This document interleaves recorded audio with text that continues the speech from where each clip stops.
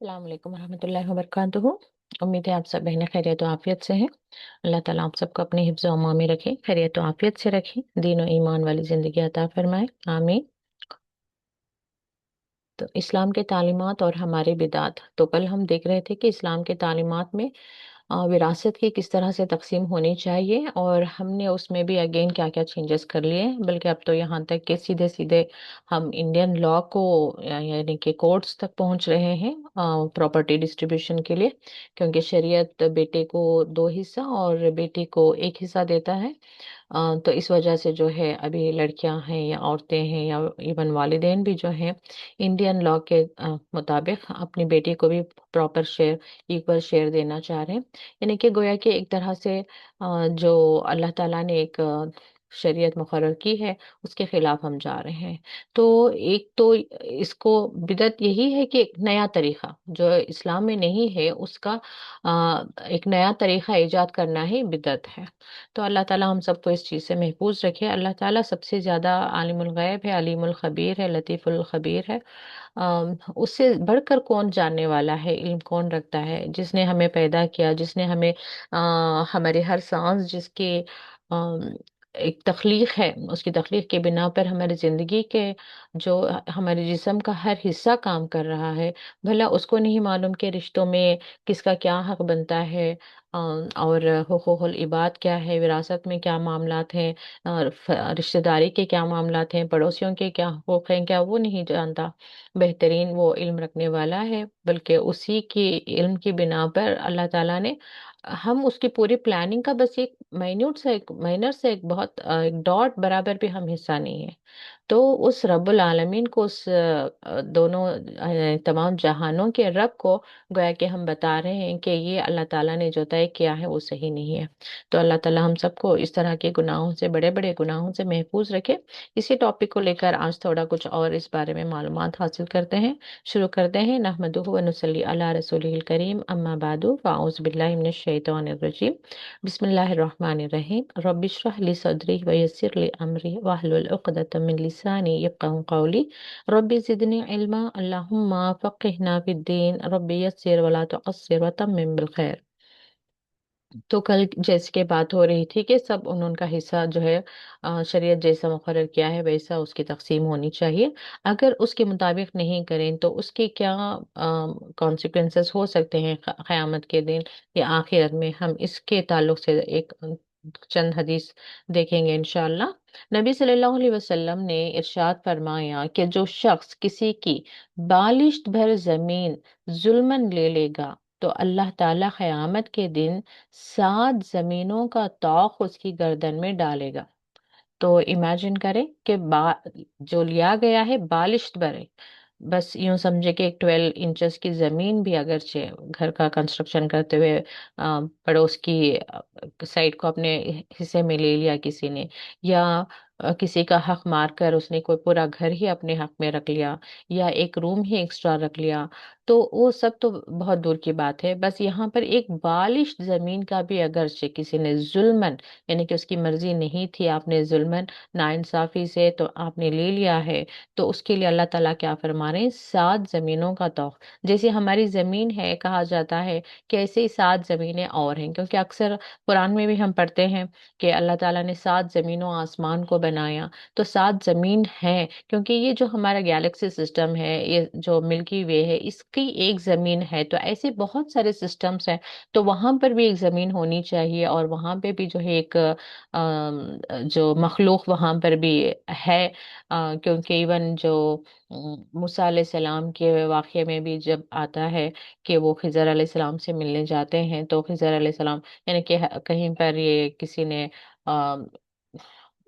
یہ واقعہ بیان کیا ہے کہ وہاں پر وہ پوچھتے ہیں کہ کیا زمین کے موسیٰ، نہیں آدم کی زمین کے موسیٰ، ایسا کچھ انہوں نے پوچھا تھا۔ تو مطلب کیا ہے کہ اور بھی زمین ہے، اور بھی وہاں پہ بھی جو ہے ایسی مخلوق ہے، اور اسی طرح سے اللہ تعالیٰ نے رسولوں کو بھیجا ہے۔ لیکن ہاں ہو سکتا ہے کہ جو پیریڈ آف ٹائم ہے، کیونکہ ہر یہاں پر جیسا ٹائم ہے وہ وہاں پر نہیں رہتا، بالکل وہ ٹائم ڈیفرنس ہے، ٹائم ڈائمینشنس الگ الگ ہوتے ہیں، وہ تو آپ کو تھوڑا بہت پتا ہے۔ تو اسی کے بیس پہ جو معراج کا واقعہ پیش آیا تھا، کیونکہ یہاں यहाँ का टाइम डायमेंशन अलग है, वहाँ का अलग है।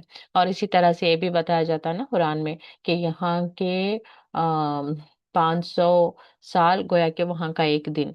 तो टाइम डायमेंशन अलग अलग होते हैं। खैर वो तो अल्लाह अल्लाह ताला बेहतर जानता है। लेकिन इस हदीस में खुद इसका जिक्र आ गया है कि 7 जमीन। तो या तो यूं समझ सकते हैं हम कि जैसे ये जमीन है, ऐसे ही 7 जमीनों के बराबर का तौख जो है उसके गले में डाला गर्दन में डाला जाएगा। नबी सल्लल्लाहु अलैहि वसल्लम ने फरमाया, सुनो, जुल्म ना करो, किसी आदमी का माल जायज नहीं है मगर उस वक्त जबकि साहिब माल अपनी खुशी से दे दे। तो देखिए बहुत बड़ी इसमें नसीहतें आई हैं कि किसी का माल ना ना खाओ। कुरान में भी आता है ना कि जो यतीम का माल खाता है वो गोया कि अपने पेट में आग भर रहा है। तो ऐसे ही हर हराम कमाई के बारे में यही आता है। सिर्फ कमाने से ही हराम नहीं हो जाती कमाई। किसी का भी हक आपने, चाहे वो उसे चीटिंग करके, कभी हिसाब में गड़बड़ी करके आपने कुछ माल अपनी तरफ रख लिया, या किसी को धोखा देकर कुछ रख लिया, किसी भी तरीके से, या सामने ही आपने फेस टू फेस भी किसी पर जबरदस्ती करके, नहीं ये मेरे बाप, मिसाल के तौर पर दो भाइयों का ही मामला चल रहा है, तो बड़े भाई ने जबरदस्ती, नहीं मैं ये घर छोड़ूंगा नहीं, ये घर मेरा है, मैं ही रहूंगा, तुम्हें जो करना है तुम कर लो। तो ये जो बातें होती हैं कि किसी पर जुल्म करके आप नाहक उनका हक अपने पास रख रहे, तो वो भी सारा कुछ जो है हराम में ही आएगा। तो ये रसूलुल्लाह सल्लल्लाहु अलैहि वसल्लम क्या फरमा रहे हैं कि वो जायज नहीं है। बस उस किस हाल में जायज हो सकता है, जब साहिब माल यानी कि जिसकी वो चीज है वो खुशी से आपको दे दे, तब फिर जाकर वो चीज जो है आपके लिए जायज होगी। तो ये बहुत ज्यादा जरूरी है कि हम देखें कि खानदानों में हमने किस किस के माल को हड़प कर रखा है और उसका हमें फायदा क्या हो रहा है। थोड़ी देर के लिए सोचें तो सही कि उसका फायदा क्या हो रहा है। बस हम सोच रहे होते हैं कि हाँ बस वो घर है, शायद कि मेरे बच्चों के काम आ जाएगा कुछ की। अगर आप, मैं सोचती हूँ, मैंने अपने आसपास भी देखा है, जो इंसान इस तरह की चीजों पर डिपेंड हो जाता है ना, कि मिसाल के तौर पर किसी का घर आपने जबरदस्ती हड़प लिया और आप सोच रहे हैं कि ये घर मेरे बच्चों के लिए काम आएगा, मैं इसको रखूंगा। तो देखिए अल्लाह ताला भी ना आपको उसी के दायरे के अंदर रखकर छोड़ देता है।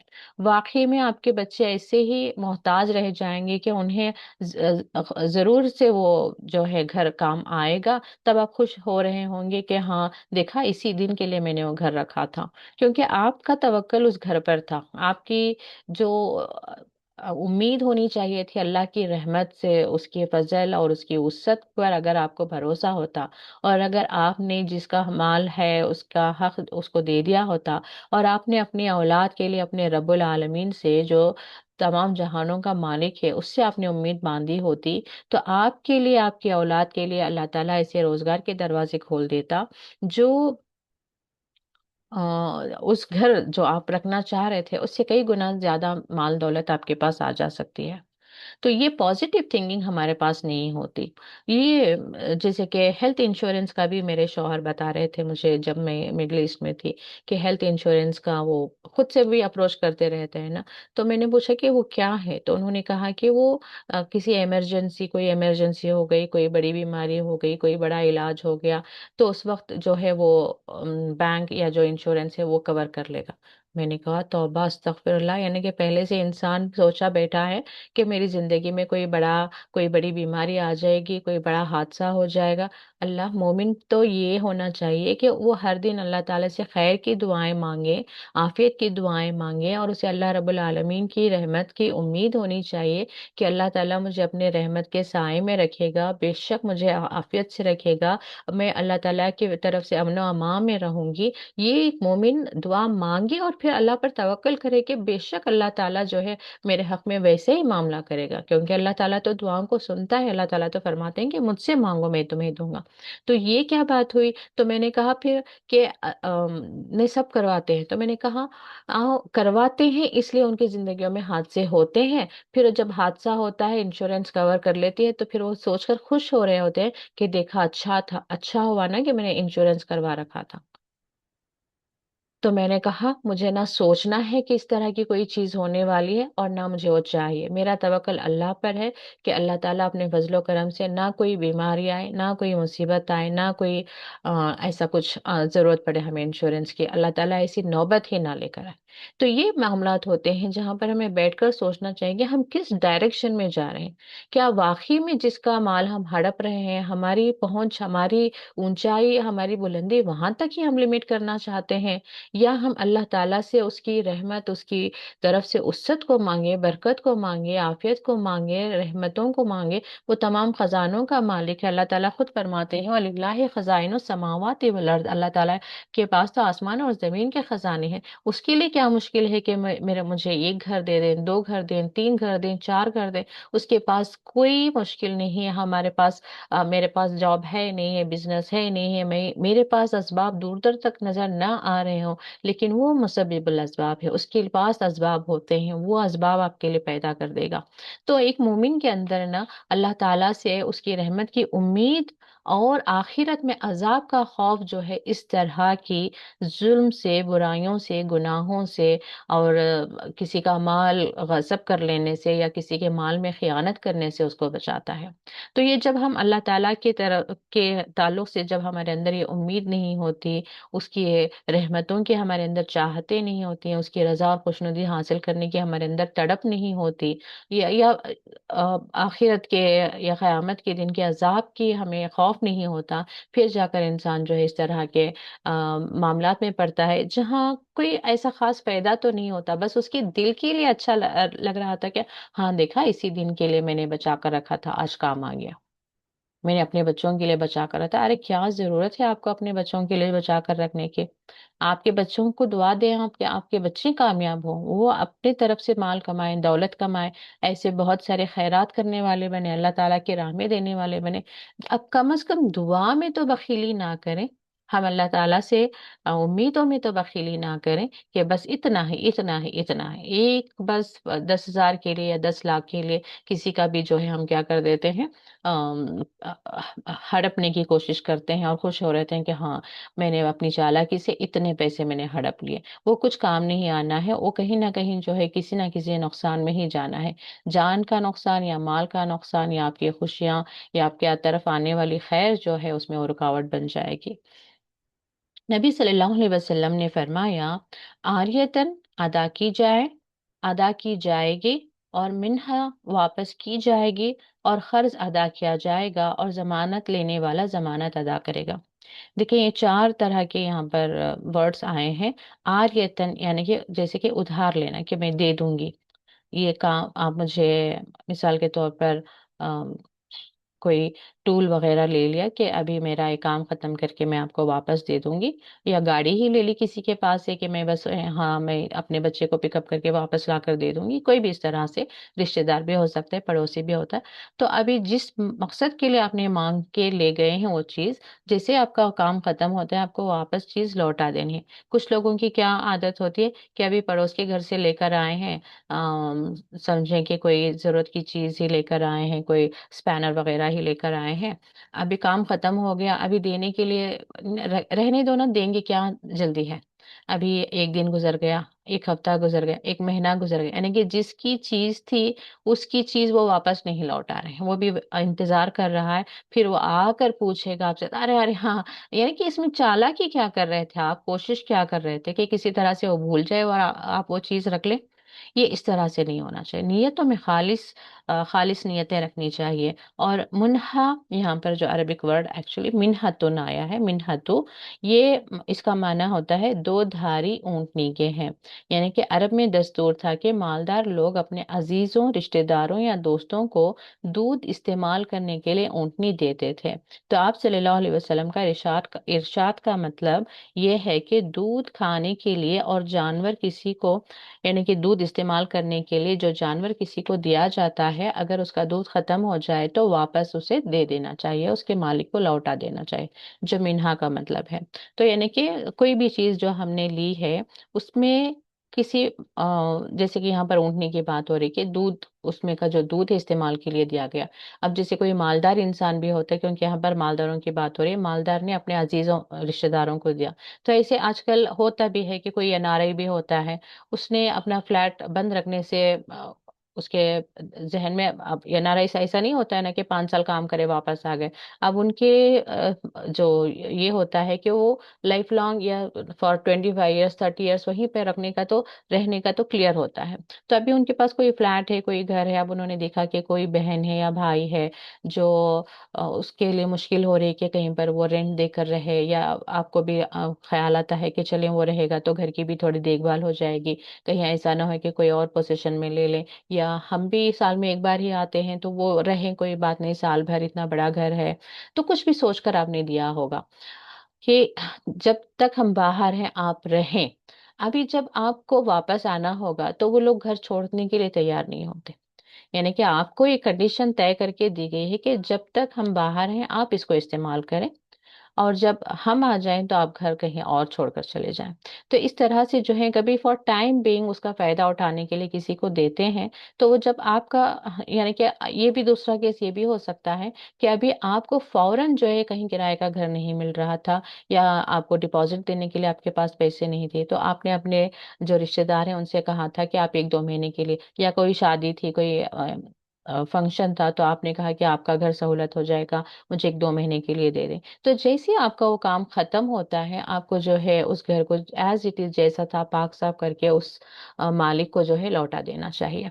अब उसमें भी जो है, अब किसी के नियत में बुराई पैदा होती है तो इसकी भी जो है इजाजत नहीं है। और दूसरा, खर्च, जब भी खर्च लिया जाए इस नियत के साथ ही ले कि हमें इसको अदा करना है। बल्कि एक और हदीस का मफहूम है कि जब इंसान ये सोचकर खर्च लेता है कि मैं इसको जरूर अदा करूंगा, तो ये अल्लाह ताला के जिम्मे हो जाता है, या अल्लाह ताला जो है रास्ते बना देता है कि वो उसका खर्च लौटाए।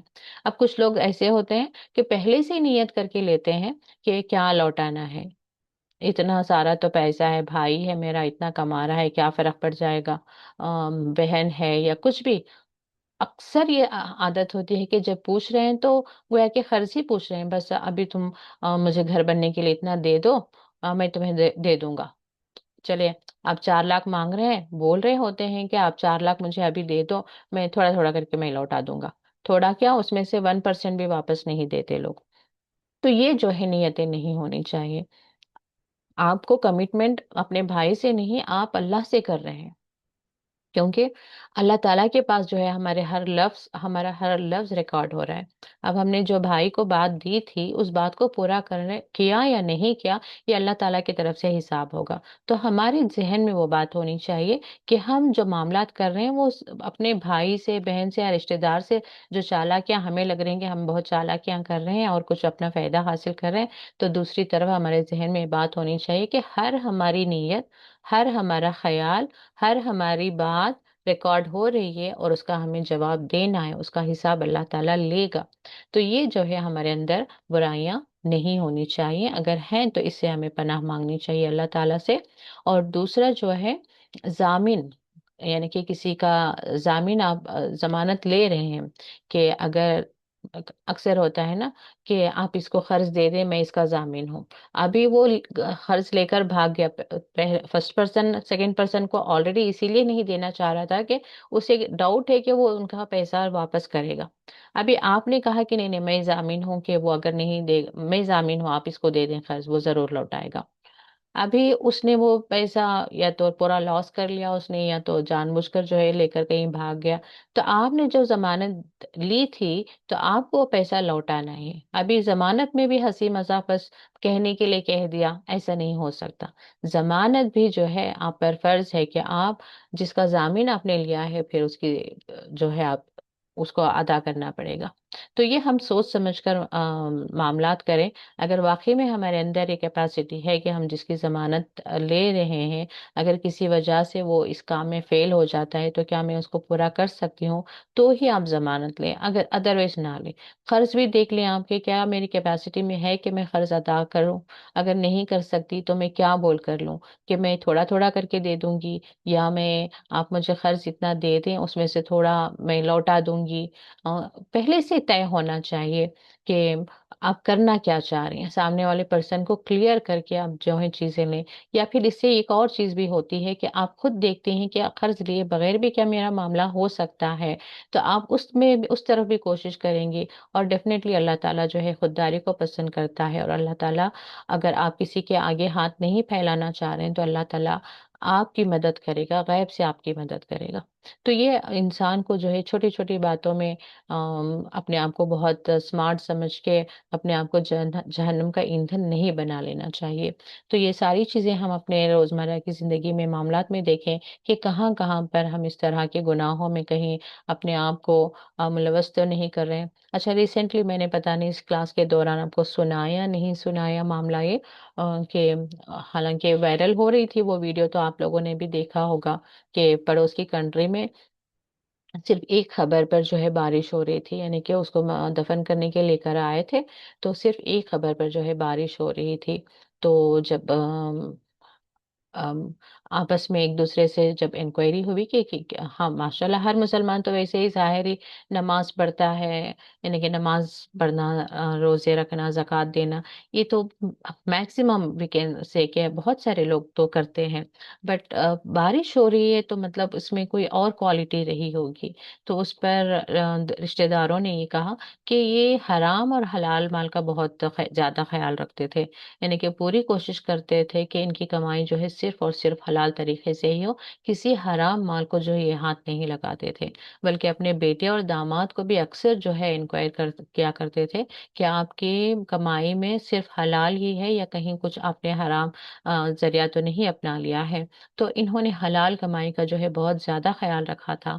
تو لوگوں کو اللہ تعالیٰ نے یہ بھی معجزہ دکھایا کہ صرف ان کی خبر پر جو ہے بارش ہو رہی تھی، اور اس کے علاوہ جب ان کا ایک داماد وہ کیا کہتے ہیں اس کو جنازے کو لے کر چل رہا تھا، تو اس کے شولڈر میں بہت زیادہ ایکسٹریم پین ہو گیا تھا۔ اب کیوں ہوا تھا وہاں پر تو کچھ معلوم نہیں نا ہمیں، تو پین ہو گیا تھا تو وہ تھوڑا لوگوں سے ہٹ کر کھڑے ہو گئے تھے بتائے بغیر۔ پھر جب لوگ وہاں سے چلے گئے تو انہوں نے سوچا کہ چلو اب جا کر میں ان کے لیے دعا کر دیتا ہوں۔ تو صرف تو انہوں نے دیکھا کہ آسمان سے ایک نور جو ہے ڈائریکٹ اس قبر کے اندر انٹر ہوتے ہوئے انہوں نے دیکھا، یہ ان کے الفاظ تھے۔ بس ریسنٹلی ایک 8-15 دن کا ہی پہلے کا واقعہ ہے۔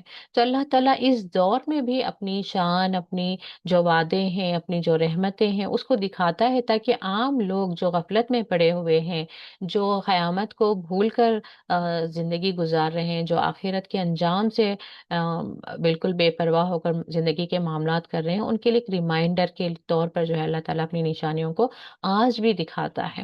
لیکن اور اسی لیے بھی کہتے ہیں نا کہ قبر کی زیارت کرنی چاہیے، تاکہ انسان کو پتا چلے کہ مجھے بھی بہت جلد اسی کو میرا منزل بننا ہے۔ تو قبر جو ہے اندھیرا گھر ہے، کیڑے مکوڑوں کا گھر ہے، اور دہشت کا گھر ہے، وہاں سے پہلی منزل انسان کی شروع ہوتی ہے۔ تو پھر تو آگے تو اور بھی بہت سارے مرحلے ہوتے ہیں، پل صراط ہے، سوال جواب ہے، اور کیا کہتے ہیں اسے، پیاس ہے۔ تو بہت ساری چیزیں جو ہے، حشر کا میدان ہے، اس وقت کی جو گرمی ہے، پھر پیاس ہے، بہت سارے معاملات ہوتے ہیں۔ تو ان سارے مرحلوں سے گزرنے کے لیے ہمارے پاس بہت زیادہ نیکیوں کی ہمیں ضرورت پڑے گی۔ تو ان معمولی معمولی چیزوں میں آپ جس اولاد کی خاطر آپ نے حرام کمائی، کیا پتا وہ اولاد آپ کے سامنے رخصت ہو جائے اس دنیا سے، تو کس کے لیے آپ نے کمائی؟ یا چلیں وہ دنیا میں ہے لیکن اسے کوئی خوشی نصیب نہیں ہو رہی ہے، کیونکہ آپ نے سارا کچھ جو ہے حرام کمائی سے ہی اس کی پرورش کی ہے۔ تو بالکل ان معاملات میں ہمیں نہیں پڑنا چاہیے۔ چلے ان کی تو دنیا بنانے کے لیے آپ نے حرام کمائی کما لی، ان کی تو دنیا بنے گی نہیں، لیکن آپ کی آخرت آپ نے برباد کر لی، اور آخرت کے دن آپ کھڑے ہو کر اپنے بیٹے سے کہیں گے کہ اے بیٹے، میں نے تمہاری دنیا بنانے کے لیے، تمہاری دنیا سنوارنے کے لیے میں نے یہ حرام کمائی تھی، تو وہ مڑ کر بھی آپ کو نہیں دیکھے گا۔ ابھی میں مشکل میں ہوں، مجھے ایک نیکی دے دو، وہ کہے گا کہ آپ کون ہیں؟ اگرچہ اس کے پاس نیکیاں ہیں بھی تو وہ کہے گا کہ آپ ہیں کون، مجھے نہیں پتا، میں آپ کو نہیں جانتا۔ تو آخرت کے دن کی انجام سے ہمیں ڈرنا چاہیے، اور اس دن کی تیاری ہمیں کرنا چاہیے۔ دنیا کے چھوٹے چھوٹے فائدوں کے لیے آخرت کے دن جو ہے بڑے بڑے نقصانات اٹھانے کے لیے انسان اگر اپنے آپ کو تیار کر رہا ہے تو اس سے بڑا بے وقوف کوئی نہیں، کیونکہ قرآن میں خود اللہ تعالیٰ فرماتے ہیں وَلَا يَتَذَكَّرُ إِلَّا أُولُو الْأَلْبَابِ، نہیں نصیحت حاصل کرتے مگر عقل والے۔ جو عقل والے ہیں وہ نصیحت حاصل کریں گے، جو بے وقوف ہیں پھر وہ کیا کریں گے؟ اس نصیحتوں کو بس ادھر سے سنا ادھر چھوڑ دیا، اپنے دل کو جو صحیح لگ رہا ہے بس وہی کر رہے ہیں۔ تو اللہ تعالیٰ ہم سب کی حفاظت فرمائے۔ جو علم اللہ تعالیٰ ہم تک پہنچا رہا ہے، اللہ تعالیٰ اس علم کو ہمیں اس علم پر ہمیں عمل کرنے کی توفیق بھی عطا فرمائے۔ اللہ تعالیٰ ہم سب کے دلوں میں اللہ تعالیٰ کا خوف، اللہ تعالیٰ کی خوشنودی حاصل کرنے کی جد و جہد کرنے کی ہمیں توفیق عطا فرمائے، آمین۔ نبی صلی اللہ علیہ وسلم نے فرمایا جس شخص نے تمہیں قابل اعتماد جان کر اپنی امانت تمہارے پاس رکھی ہے، اس کی امانت واپس کر دو، اور جو تم سے خیانت کرے تو تم اس کے ساتھ خیانت کا معاملہ نہ کرو، بلکہ اپنے حق کو وصول کرنے کے لیے دوسرے جائز طریقے اختیار کرو۔ تو یہاں پر کیا بات آئی؟ امانت کی بات آئی کہ جو امانت خصوصاً اسی انسان کے پاس رکھتے ہیں جن پر اعتماد ہوتا ہے۔ تو خدا را کبھی کسی کا اعتماد نہ توڑیں، کسی کا بھروسہ نہ توڑیں۔ کہا جاتا ہے نا زندگی میں پھر دوبارہ کوئی بھی چیز حاصل کر سکتے ہیں، لیکن بھروسہ دوبارہ نہیں کمایا جا سکتا۔ تو آپ پر جس کا بھی بھروسہ ہے، چاہے جس معاملے میں بھی ہو، کبھی کسی کا بھروسہ یہ ہو سکتا ہے کہ وہ جھوٹ نہیں بولیں گی، یا وہ بے ایمانی نہیں کر سکتی، وہ یا پھر یہ والا برا کام نہیں کر سکتی۔ ایک اعتماد ہوتا ہے لوگوں کو، تو وہ اعتماد کو نہ توڑیں۔ تو یہاں پر تو امانت کی بات ہو رہی، کسی نے بھی آپ کے پاس امانت رکھی ہے تو اس امانت کو ضرور جو ہے واپس لوٹا دیں۔ اور اگر پھر دوسرے شخص کے لیے یہاں پر نصیحت ہے، اگر اس نے کسی طرح سے آپ کی خیانت کی ہے، مثال کے طور پر آپ کے بھائی تھے یا آپ کے بہن ہی تھے، اب کچھ سال پہلے انہوں نے آم، آپ نے ان کے پاس 10,000 رکھوائے تھے یا کوئی زیور رکھوایا تھا امانت کے طور پر، مثال کے طور پر یوں سمجھے کہ 4 انگوٹیاں آپ نے دی تھی لیکن انہوں نے 3 ہی لوٹائی تھی، ابھی ایک انہوں نے خیانت کر دی تھی۔ آم، اور اگرچہ انہوں نے خیانت کر دی تھی، کبھی انسان بھول بھی جاتا ہے، کبھی واقعی میں گم ہو جاتی ہیں چیزیں، اب وہ کہہ بھی رہی ہوں گی کہ چاروں انگوٹی میں نے اسی لاکر میں رکھے تھے لیکن ایک مجھے نہیں مل رہی، واقعی میں کسی وجہ سے وہ کہیں گم ہو گئی ہوگی، تو وہ بھی ہو سکتا ہے۔ میں خیانت کی بات کریں، اگر سچ میں انہوں نے خیانت کی بھی ہوگی تو اب اس بار آپ کیا، انہوں نے کچھ سال ہو گئے، ابھی اس بات کو گزرے کچھ سال ہو گئے، ابھی انہوں نے آپ کے پاس کوئی امانت رکھی، تو ابھی آپ کے دماغ میں یہ نہیں چلنا چاہیے کہ ہاں انہوں نے میری ایک انگوٹھی نہیں دی تھی تو ابھی میں بھی ان کے امانت میں کچھ میں خیانت کر دوں گی، اس طرح سے میرا حساب برابر ہو جائے گا۔ تو یہاں پر اس کی اجازت نہیں دی جا رہی ہے۔ تو رسول اللہ صلی اللہ علیہ وسلم کیا کہہ رہے ہیں، کیا فرما رہے ہیں؟ اپنے حق کو وصول کرنے کے لیے کسی جائز طریقے کا ہے اختیار کرو، یا آپ کسی کو ایز اے انصاف کرنے کے لیے بٹھا سکتے ہیں کہ میں نے 4 دی تھی، انہوں نے مجھے 3 ہی لوٹائی ہیں، تو وہ جو انصاف کرنے والا ہے وہ کسی طرح سے کچھ انصاف کرے۔ یا پھر آپ یہ کہہ سکتی ہیں کہ 4 ہی میں نے دیے تھے، اچھا میری وہ اس انگوٹھی کا اتنا ویٹ بنتا ہے، اتنی قیمت ہوتی ہے، آپ دیکھو مجھے کم از کم ہاف اماؤنٹ تو دے دو، میں کچھ کر کے۔ کبھی ایسا ہوتا ہے نا کہ عورتوں کی چیزیں پر شوہر کی بھی حساب لیتے ہیں کہ وہ آپ کے پاس 4 انگوٹھیاں دی تھی کہاں چلی گئی، تو ابھی ایک بہن نے تو لوٹا ہی نہیں ہے، اب دوسری بہن کی تو جان پھنسی ہوئی ہے کہ شوہر نہ پوچھ لے، میں پھنس نہ جاؤں، کہیں کچھ اور معاملہ نہ ہو جائے۔ تو ایسے میں بھی آپ کہہ سکتے ہیں کہ مجھے ایک کام کرو، آپ سمجھیں کہ 10,000 کی انگوٹھی تھی، آپ مجھے کم از کم 5,000 دے دو، 5,000 میرے پاس ہے، میں ڈال کر دوسری انگوٹھی لے لوں، یعنی کہ آپ کی جائز چیز کو کسی جائز طریقے سے ہی حاصل کرنے کی کوشش کریں، یا پھر اللہ کی طرف رجوع کریں اور اس معاملے کو چھوڑ دیں، لیکن آپ ان کے حق میں جو ہے کسی طرح کی خیانت نہیں کر سکتے۔ نبی صلی اللہ علیہ وسلم نے فرمایا کہ اللہ تعالیٰ فرماتا ہے کہ جب تک کسی کاروبار کے 2 ساج یعنی کہ 2 پارٹنرز باہم خیانت نہ کریں، میں ان کے ساتھ رہتا ہوں۔ میں مطلب اللہ تعالیٰ خود فرما رہے ہیں کہ یعنی کہ جب 2 پارٹنرز بزنس کر رہے ہیں اور جب تک وہ دونوں ایماندار ہیں تو اللہ ان کے ساتھ رہتا ہے، مطلب کیا ہے، اللہ کی مدد ان کے ساتھ ہوتی ہے، ان کا بزنس جو ہے پھل پھول رہا ہوتا ہے، ترقی ہو رہی ہوتی ہے۔ لیکن جب ایک شریک دوسرے شریک سے خیانت کرتا ہے تو میں ان دونوں کے درمیان سے نکل آتا ہوں اور شیطان آ جاتا ہے۔ تو مطلب کیا ہے کہ جب جیسے ہی کوئی ایک کے اب دل میں لالچ آ رہی ہے، کوئی خیانت کرنا چاہتا ہے، تو اب اللہ تعالیٰ کی مدد، اس کی رحمت وہاں سے نکل جاتی ہے، پھر وہاں پر شیطان آ جاتا ہے، تو وہاں پر جو ہے آپس میں اور غلط فہمیاں بڑھ رہی ہیں، اور کسی کے دل میں لالچ آ رہا ہے، اور اس کے دل میں جو ہے برائی پیدا ہو رہی ہے، وہ باقاعدہ ہی ایک پارٹنر کو جو ہے ٹوٹلی اسے اس کا پورا مال جو ہے ہڑپ کر بھاگ جاتا ہے۔ ٹھیک ہے، بھاگ تو گیا لیکن وہ آخرت میں تو اسے رسوا ہونا ہی ہے۔ یا دونوں کے درمیان اتنے مس انڈرسٹینڈنگس ہوں گے تو ابھی تو کاروبار چلے گا نہیں، کوئی نہ کوئی جو ہے نقصان ہو کر وہ ختم ہو جائے گا۔ تو اس لیے جو ہے اس طرح کے معاملات میں بہت زیادہ ہمیں خیال رکھنا ہے کہ کس طرح سے یہاں پر معاملات ہم کر رہے ہیں، چھوٹی چھوٹی چیزوں کے لیے، چھوٹے چھوٹے فائدوں کے لیے کہیں ہم جو ہے اپنی آخرت تو برباد نہیں کر رہے ہیں۔ تو ان معاملات کے ساتھ حلال کمائی کی جو ہے بہت زیادہ اہمیت اور فضیلت آئی ہے۔ نبی صلی اللہ علیہ وسلم نے ارشاد فرمایا کہ اپنے ہاتھ کی کمائی سے بہتر کھانا کسی شخص نے کبھی نہیں کھایا، اور اللہ تعالیٰ نے نبی داؤد علیہ السلام اپنے ہاتھوں کی کمائی کھاتے تھے، اور اللہ تعالیٰ کے نبی داؤد علیہ السلام اپنے ہاتھوں کی کمائی کھاتے تھے۔ تو دیکھیں، حالانکہ اللہ تعالیٰ نے داؤد علیہ السلام کو بادشاہت دی تھی، لیکن پھر بھی جو ہے وہ اپنے ہاتھوں سے کچھ کام کرتے تھے۔ کہا جاتا ہے کہ وہ زرہ جو جنگ میں پہنی جاتی ہے نا سینے پر، تو اس کو بناتے تھے، وہ بنا کر اس کو فروخت کر کے جو کمائی آتی تھی اس سے اپنے کھانے کا جو ہے انتظام کرتے تھے۔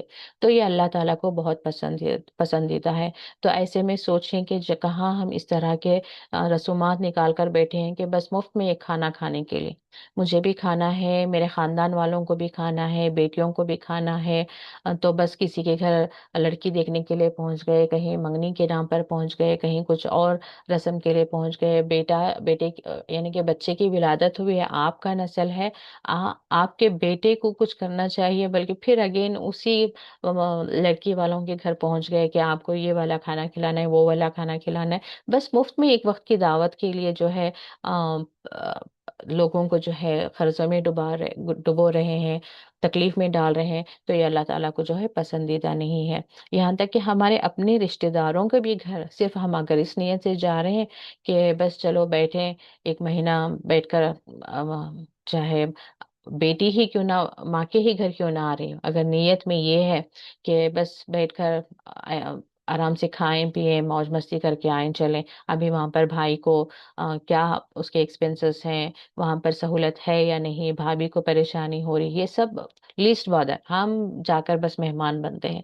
تو یہ والی نیتیں جو ہے نہیں ہونی چاہیے۔ وقت ختم ہو رہا ہے، میں یہیں پر ختم کرتی ہوں، لیکن انسان کو جو ہے بیٹھ کر تھوڑا گہرائی سے سوچنا چاہیے کہ ہم اسلام ہمیں کس طرف دعوت دیتا ہے اور ہم کیا معاملات کر رہے ہیں، اللہ تعالیٰ نے کون سا راستہ بتایا اور ہم کس راستے پر چل پڑے ہیں، اللہ تعالیٰ کی خوشنودی حاصل کرنے کے لیے ہمیں کیا کرنا چاہیے۔